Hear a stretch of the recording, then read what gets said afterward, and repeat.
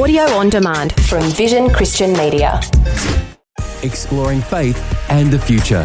Neil Johnson and Bible teacher Dr. Kameel Majdali. So many challenges that the world faces, whether you're talking about the United States and debt limits, or whether you're talking about the challenge of banks in Europe.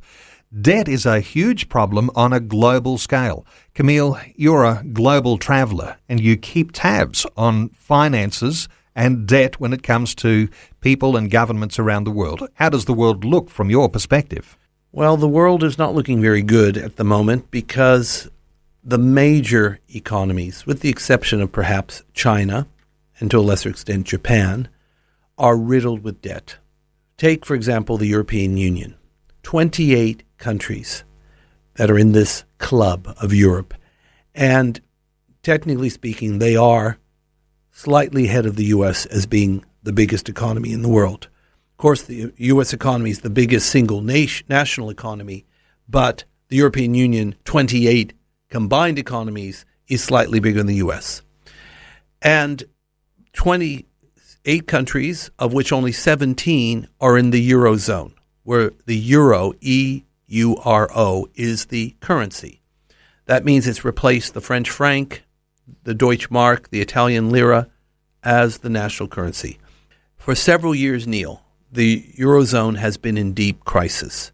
And in a sense, this should have been anticipated from day one, because you're combining robust, muscular economies like the German economy with more laid-back, lazy, she'll be right, mate, Mediterranean economies.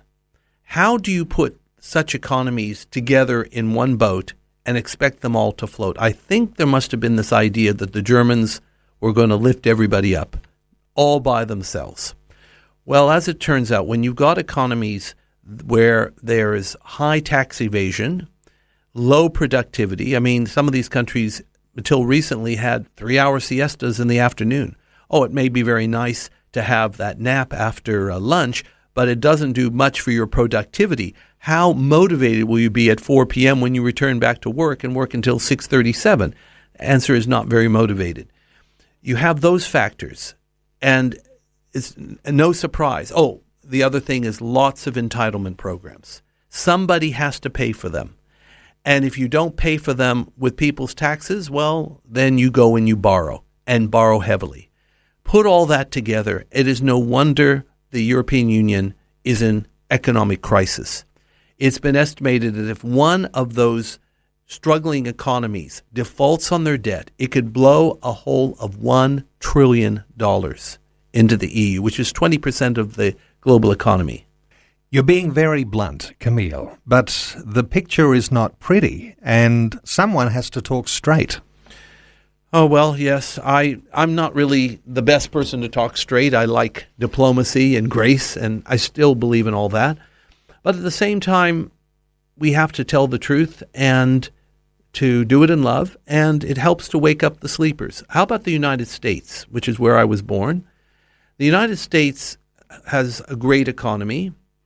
I can't remember if it's $15 or $16 trillion GNP, but now the debt is getting equal to the GNP. In 2009, the debt, the official debt, was $10 trillion.